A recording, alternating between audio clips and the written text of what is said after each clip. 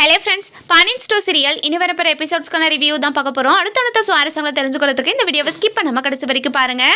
நம்ம பாக்கியம் இருந்துட்டு கோமதி குடும்பத்தில் இருக்கிற எல்லாருமே பழி வாங்கணும், அதே சமயத்தில் தன்னோட பொண்ணு அந்த வீட்டுக்கு போயிட்டு வாழணும் அப்படின்னு தீவிரமாக யோசிச்சுக்கிட்டு இருக்காங்க. இன்னொரு பக்கம் பார்த்தீங்கன்னா நம்ம மாணிக்கம் இருந்துட்டு என்ன பாக்கியம் தன்னோட பொண்ணோட வாழ்க்கையை எப்படி சரி பண்ணுறதுன்னு யோசிச்சுக்கிட்டு இருக்கேன் அப்படின்னு சொல்லி கேட்கவும், இங்கே பாரியா நாளைக்கு கோர்ட்டில் நமக்கு சாதகமாக தான் தீர்ப்பு சொல்லணும், கண்டிப்பாக நமக்கு சாதகமாக தான் தீர்ப்பு சொல்லியே ஆகணும், நம்ம பொண்ணு அந்த வீட்டுக்கு போயிட்டு வாழணும், அந்த மாதிரி நம்ம எல்லாத்தையும் ஏற்பாடு பண்ணணும் அப்படின்னு சொல்லவும், இங்க பாரு பாக்கியம் நடந்துகிட்டு இருக்கிறதெல்லாம் பார்த்தா நமக்கு சாதகமா எப்படி தீர்ப்பு வரும் அப்படின்னு சொல்லவும், இங்க பாரியா நீயே இந்த மாதிரி பேசினா நமக்கு சாதகமா எப்படி தீர்ப்பு வரும், இங்க பாரு அது மாதிரி நடக்கும், கண்டிப்பா நடக்கும், அந்த கடவுள் நமக்கு துணையா இருப்பாரு அப்படின்னு சொல்லி நினைச்சுக்கிட்டு இருக்காங்க.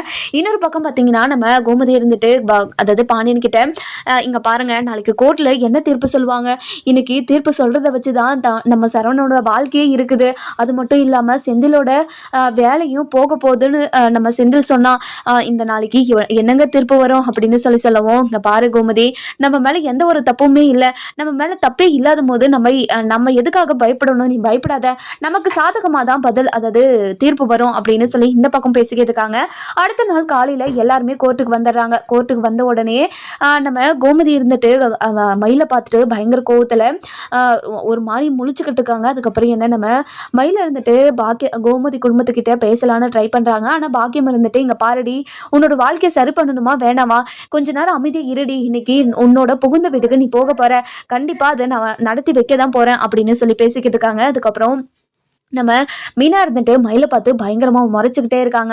ஒரே நிமிஷம் இருமா, நான் அந்த குடும்பத்துக்கிட்ட பேசிட்டு வந்துடுறேம்மா, இங்க பாருடி நான் சொல்றதை கேட்கலன்னா உன்னோட வாழ்க்கை நாசமா போயிடும், கொஞ்ச நேரம் அமைதியா நிக்கிறியா அப்படின்னு சொல்லி அங்க நிக்க வச்சுறாங்க. அதுக்கப்புறம் என்ன கோர்ட்டுக்குள்ளேயும் எல்லாருமே போயிடுறாங்க. போன உடனே நம்ம ஜட்ஜ் இருந்துட்டு இங்க பாருங்கம்மா, நீங்க ஏகப்பட்ட கம்ப்ளைண்ட்டை நீங்க உங்க சம்மந்தி மேல போட்டிருக்கீங்க, உங்க சம்மந்தி இப்படி எல்லாம் பண்ற மாதிரியே தெரியலையா அப்படின்னு சொல்லவும், இங்க பாருங்க ஐயா இந்த காலத்துல எல்லாம் யாருமே அதாவது அவங்க மூஞ்சியை அப்பாவியா வச்சுக்கிட்டு இந்த எந்த ஒரு தப்பும் பண்ணாத மாதிரி தான் சார் இருக்காங்க.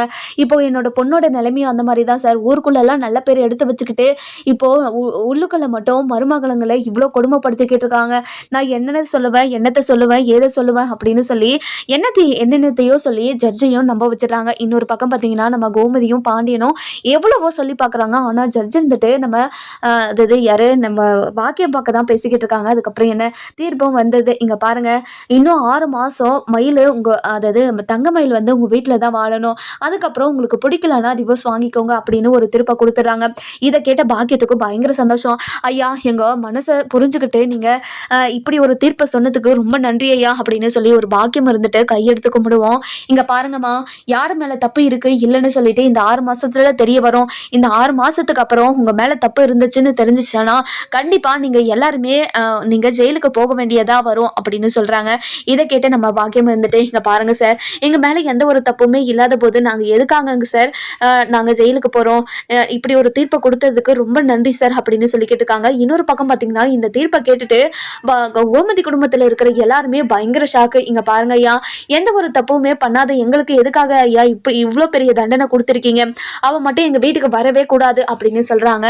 இங்கே பாருங்கம்மா கோர்ட்டோட தீர்ப்பை மீறி நீங்கள் எதுவுமே பண்ண முடியாது, கோர்ட்டு தீர்ப்பு கொடுத்துச்சுன்னா நீங்கள் அதை பண்ணி தானே ஆகணும் அப்படின்னு சொல்லவும், இங்கே பாருங்கள் சார் அவள் எங்கள் வீட்டில் இவ்வளோ பெரிய துரோகத்தை பண்ணிட்டு போயிருக்கா, இப்படி இருக்கும்போது நாங்கள் எப்படி சார் அவளை எங்கள் வீட்டில் வச்சுக்க முடியும் அப்படின்னு சொல்லவும், இங்கே பாருங்கம்மா இந்த உலகத்தில் எத்தனையோ தப்பு நடந்திருக்கு, உங்கள் பையன் கூட வாழணுன்றதுக்காக தான் எத்தனையோ தப்பு அவங்க பண்ணியிருக்காங்க, அதை நீங்கள் மனசில் வச்சுக்கிட்டு இன்னும் கொஞ்ச நாளைக்கு உங்கள் வீட்டில் வச்சு பாருங்கள், அவங்க எந்த ஒரு பொய்யுமே சொல்லாமல் உங்கள் வீட்டில் உங்கள் குடும்பத்துக்கு ஏற்ற மாதிரி இருக்கிறாங்களான்னு பாருங்கள், உங்கள் குடும்பத்தில் வாழணுன்றதுக்காக தான் இப்படி ஒரு பொய்யெல்லாம் சொல்லி இப்போ உங்கள் கூட இருக்காங்க, உங்கள் குடும்பத்தில் வாழணும்னு இப்படி ஒரு இடத்துக்கு நிற்கிறாங்க, உங்களை கஷ்டப்படுத்துறாங்களேன்னு மட்டும்தான் நினச்சிக்கிட்டு இருக்கீங்க நீங்க.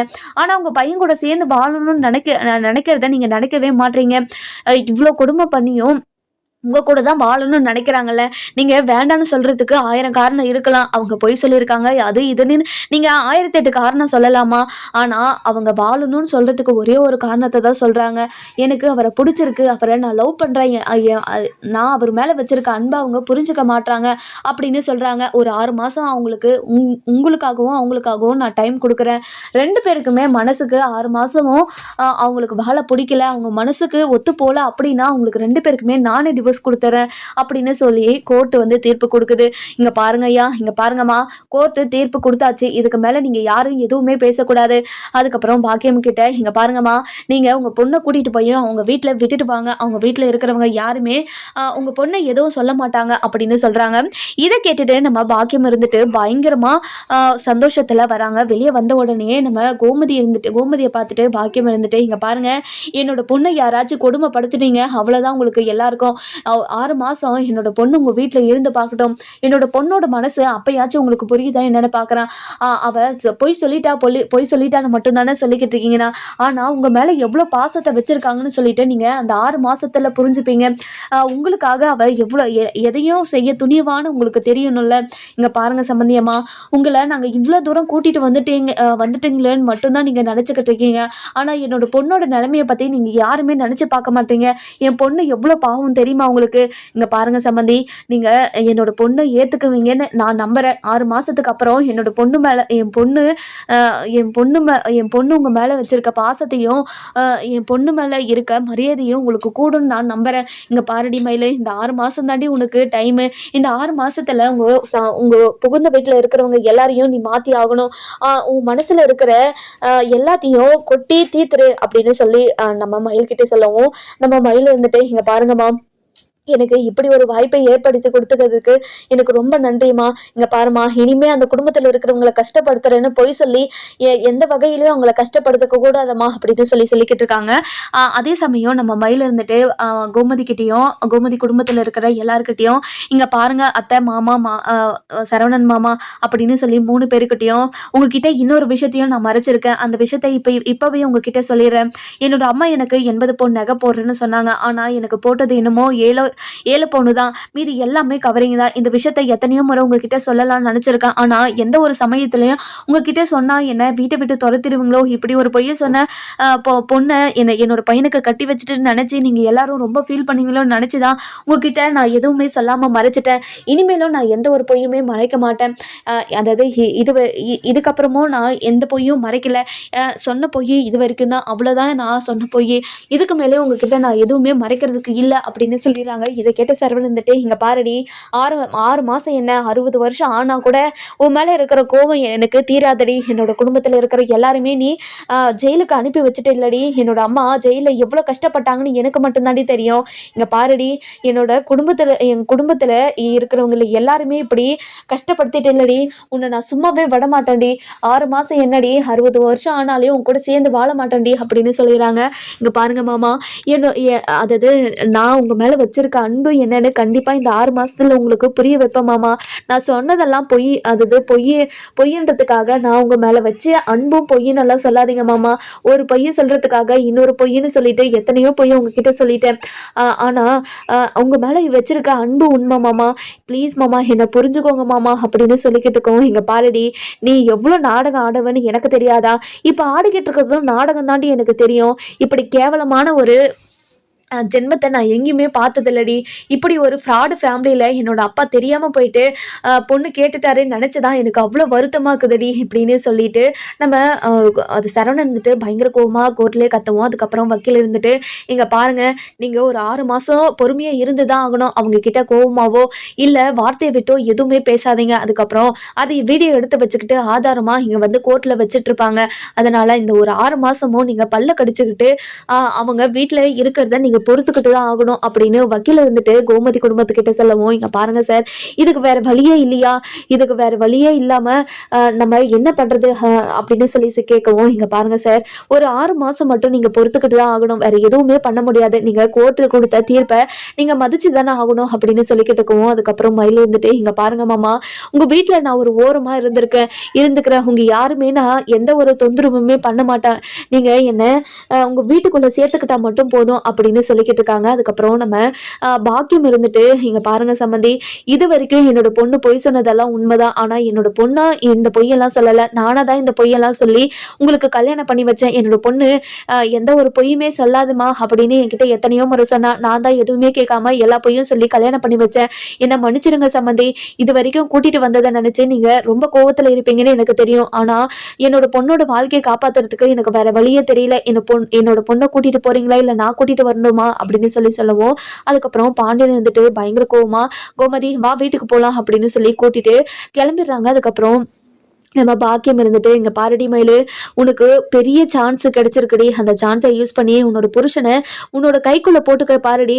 நீ இந்த 6 மாசத்துல நீ கை விட்டுட்டனா கண்டிப்பா உன்னோட வாழ்க்கையே உன்னை விட்டு போயிடும்டி. உன்னோட வாழ்க்கையை காப்பாற்றணும்னா நீ தாண்டி ஏதாச்சும் பண்ணி ஆகணும் அப்படின்னு சொல்லவும் கண்டிப்பாமா எனக்கு இப்படி ஒரு சான்ஸ், அதாவது இப்படி ஒரு வாழ்க்கையை கிடைச்சதுக்கு நான் ரொம்ப புண்ணியம் பண்ணியிருக்கணுமா. அந்த குடும்பத்துல இருக்கிறவங்க எல்லாம் இவ்வளவு கஷ்டப்படுத்தியும் அவங்க ஒரு வார்த்தை கூட என்ன பேசாம போறாங்கன்னு பாத்தியம்மா அப்படின்னு சொல்லவும் இங்க பாருடி அவங்க உன்னை ஒரு வார்த்தை கூட பேசலைன்னா அது கோர்ட்டு தாண்டி காரணம்.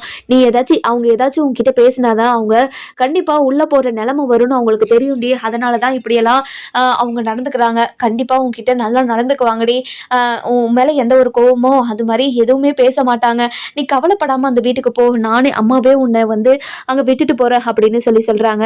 அதுக்கப்புறம் நம்ம அதாவது மாணிக்கம் இருந்துட்டு வக்கீல் கிட்ட ரொம்ப நன்றி ஐயா அப்படின்னு சொல்றாங்க. இங்க பாருங்க சார், நீங்க கவலைப்படாதீங்க. இந்த 6 மாசத்துல கண்டிப்பா அவங்க எல்லாருமே உங்க பொண்ணை ஏத்துப்பாங்க அப்படின்னு சொல்றாங்க. அதுக்கப்புறம் நம்ம அரசு இருந்துட்டு ராஜுகிட்டையும் மீனா கிட்டையும் இங்க பாருங்க நீ எப்படி நீ இப்படி ஒரு தீர்ப்பு கொடுக்கலாம், நம்ம மேல எந்த ஒரு தப்புமே இல்லைல்ல, நீ எதுக்காக நீ இப்படி எல்லாம் பண்ணிக்கிட்டு இருக்காங்க அவங்க அப்படின்னு சொல்லவும் இங்க பாரு அரசி, பரவாயில்ல 6 மாசம் தானே, நம்ம பல்ல கடிச்சிட்டு இருந்துட்டு தானே ஆகணும்.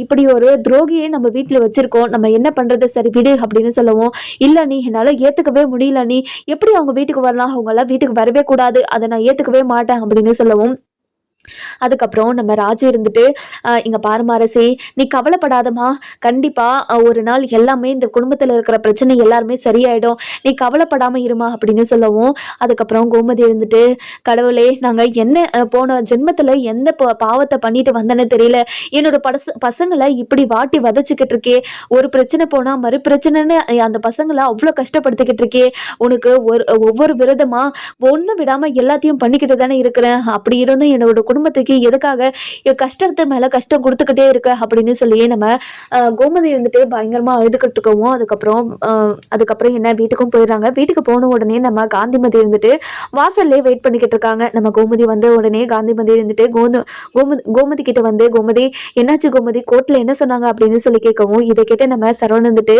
அம்மாச்சி அப்படின்னு சொல்லி கட்டிப்பிடிச்சு அழுக ஆரம்பிச்சிடுறாங்க. பேராண்டி என்னடா ஆச்சு உனக்கு, எதுக்காக அழுதுகிட்டு இருக்க, என்னோட வாழ்க்கையே போச்சு அம்மாச்சி அப்படின்னு சொல்லி அழுதுகிட்டு இருக்காங்க. அதுக்கப்புறம் அரசு இருந்துட்டு அம்மாச்சி கோர்ட்ல அந்த ஃப்ராடு ஃபேமிலியில அவங்க இருக்காங்கல்ல அண்ணின்னு ஒருத்தவங்க, அவங்க 6 மாசம் இங்கே தான் இருக்கணும்னு தீர்ப்பு எழுதிட்டாங்க, 6 மாசத்துக்கு அப்புறம் தான் இன்னொரு தீர்ப்பை எழுதுவாங்களாம் அப்படின்னு சொல்றாங்க. இதை கேட்டுட்டு நம்ம காந்திமதிக்கு பயங்கரமா ஷாக் ஆயிடுது.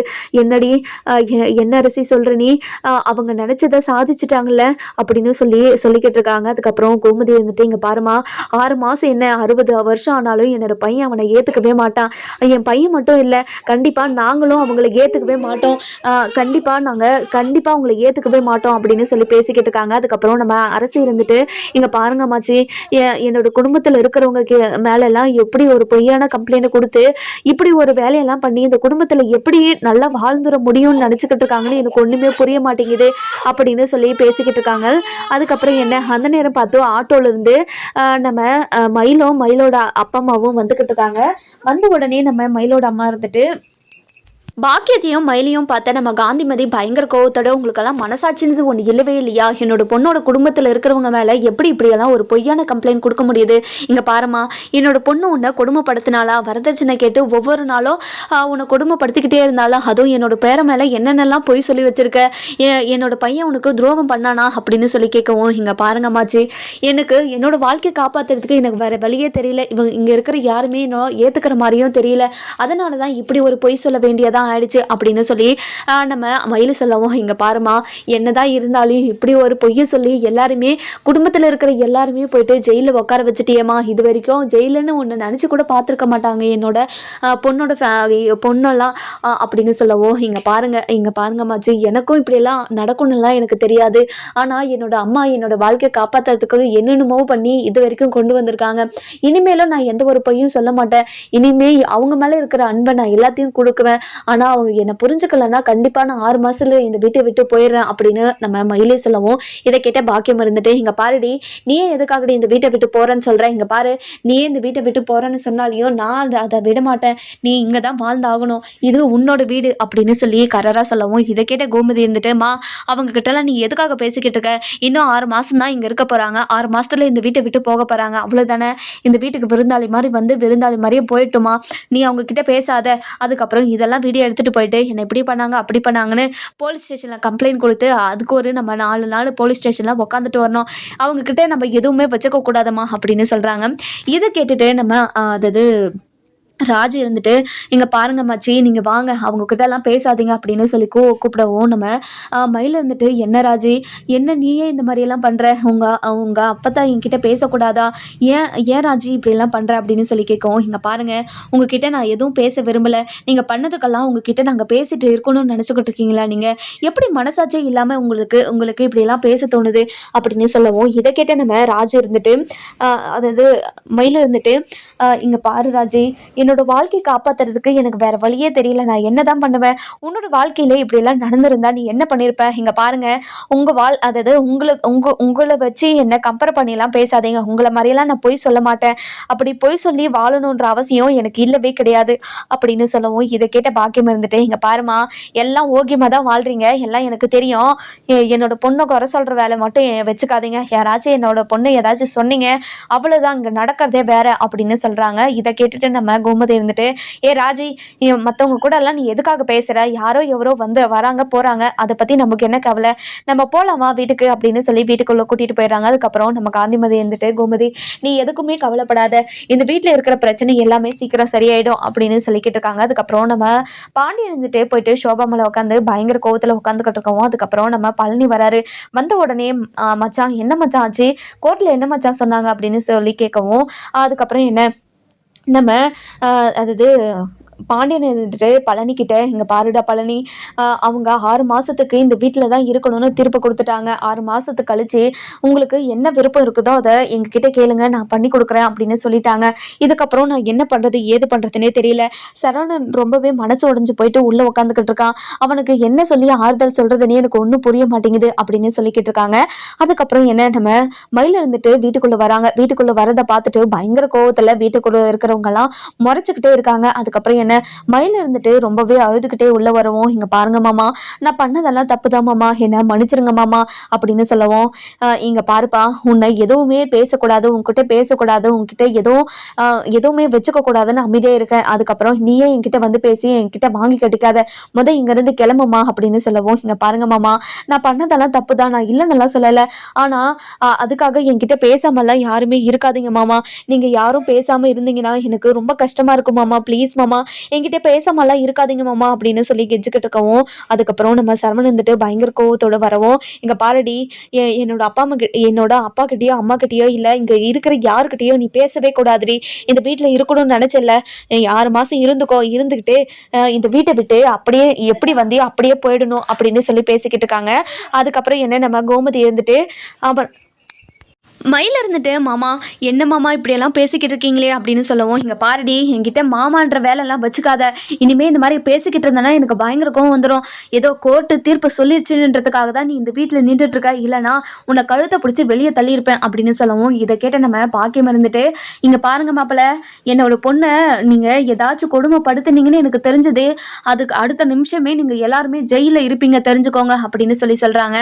அதுக்கப்புறம் நம்ம மயில் இருந்துட்டு, ஏமா இப்படியெல்லாம் பேசிக்கிட்டு இருக்க, கொஞ்ச நேரம் அமைதியா இருமா, நம்ம தப்பு பண்ணது நாம, அவங்க இவ்வளோ கூட கோவப்படலன்னா எப்படிமா, அம்மா நடிக்கிறத பாருமா, எப்படி நடிச்சுக்கிட்டு இருக்கான்னு பாருமா அப்படின்னு சொல்லி நம்ம சரவணன் ஒரு பக்கமும், அதுக்கப்புறம் செந்திலும் நம்ம கதிரும் நம்ம சரவணனை கூப்பிட்டு வெளியே போகிறாங்க. இங்கே பாருங்கண்ணே, நீங்கள் கோவப்படாதீங்க, அவங்க என்ன வேணாலும் பண்ணிக்கிட்டோம், எது வேணாலும் பண்ணிக்கிட்டோம், நீங்கள் கோவமே படாதீங்க, நீங்கள் கோவப்படுறதுனால தானே அவங்க அப்படியெல்லாம் பண்ணிக்கிட்டு இருக்காங்க, நீங்கள் கொஞ்சம் அமைதியாக இருங்க அப்படின்னு சொல்லி பேசிக்கிட்டு இருக்கவும், அதுக்கப்புறம் நம்ம பழனி இருந்துட்டு, இங்கே பாருமா மயிலே, நீ உனக்கு உனக்கு கொஞ்சமாவது மனசாட்சி வந்து ஒன்று இருக்குதா இல்லையா? இப்படி மனசாட்சி இல்லாமல் அந்த குடும்பத்தில் இருக்கிறவங்கள அடுத்தடுத்து மனசு நோக வச்சுக்கிட்டே இருக்கீங்களே, நீங்கள் என்னதான் நினச்சிக்கிட்டு இருக்கீங்க? எனக்கு ஒன்றுமே புரிய மாட்டேங்குது அப்படின்னு சொல்லவும், இங்கே பாருங்க சித்தப்பா, எனக்கு என்ன மாமா கூட சேர்ந்து வாழணுன்றதுக்காக தான் இப்படிலாம் பண்ணிக்கிட்டு இருக்கேன். அது உங்கள் யாருக்குமே புரிய மாட்டேங்குதே.